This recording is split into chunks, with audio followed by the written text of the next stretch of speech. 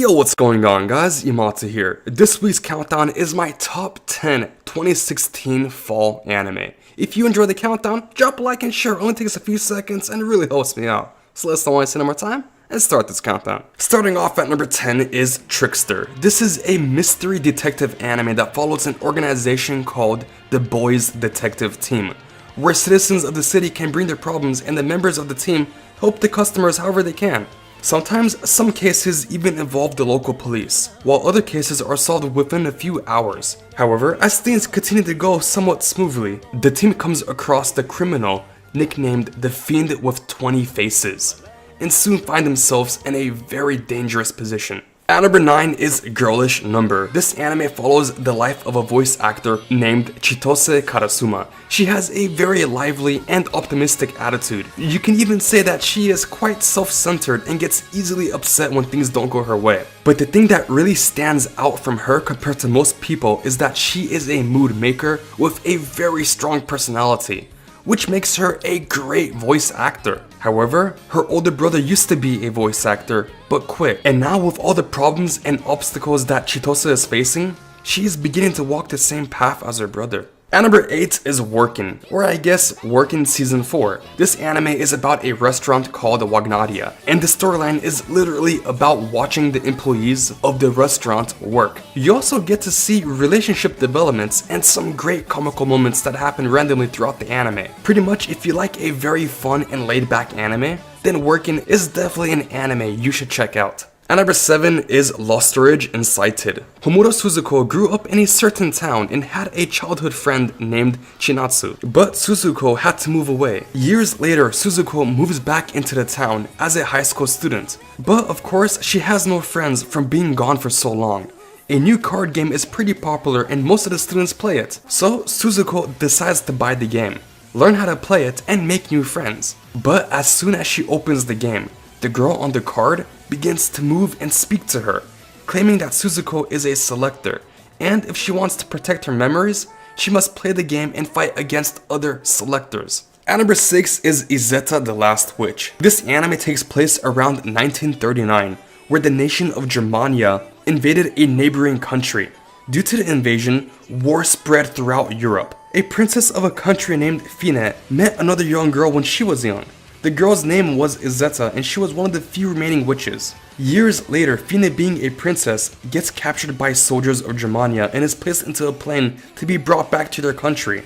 On the plane was something like a capsule where Izetta was placed in a deep sleep. A few events take place on the plane, and Princess Fine's life hangs on a thread, when suddenly Izetta wakes up and saves Fine. Now, there is actually a lot more to what actually happens, but I can't explain it all because there is simply too much to explain. So if this sounds like something you'd be interested in, definitely give it a watch. At number 5 is Keijo. Alright, so this is a very interesting sport anime, filled with ecchi and I guess you can even say superpower aspects. Keijo is like wrestling, but the players are girls in swimsuits, and the only things they can use during a race is their butts and breasts. Yeah, I wouldn't be surprised if this was an actual sport in Japan. Anyway, this anime sounds like it's filled with loads of fan service and no storyline, which is not true. This anime actually has a really awesome storyline. But yeah, you can't deny that there is just so much fan service.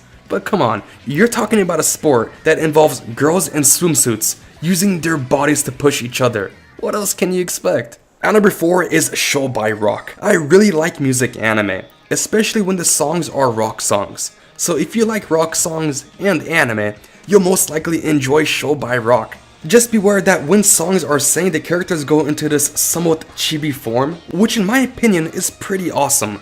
They're not like the Attack on Titan chibis, but rather the more dark demon chibis, which I think look pretty kick-ass. There's not much more I can say than this is definitely a great watch. At number 3 is Drifters. Alright, I'll try to keep this short and simple. Drifters is about historical warriors of the past. For instance, Shimazu Toyohisa. While he was in the midst of battle, he suddenly gets teleported to a corridor where he meets a man.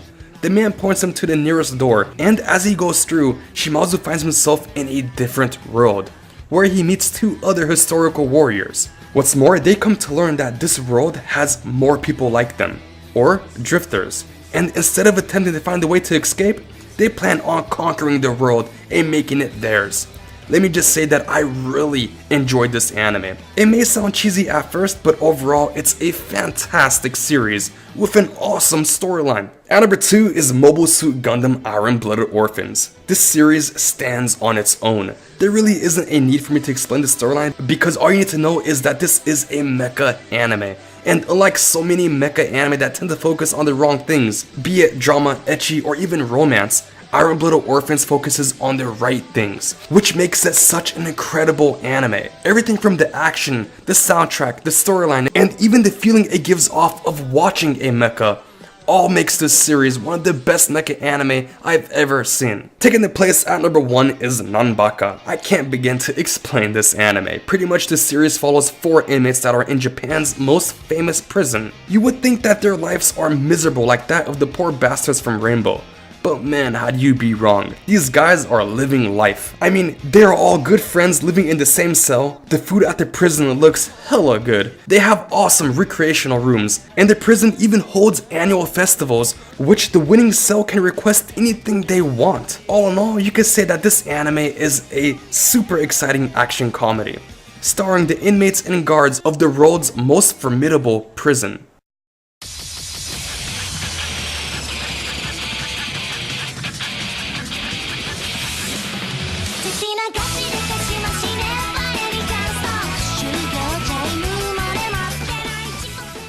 Thank you guys for watching. If you enjoyed this countdown, feel free to check out some of my other countdowns. And until next time, take care.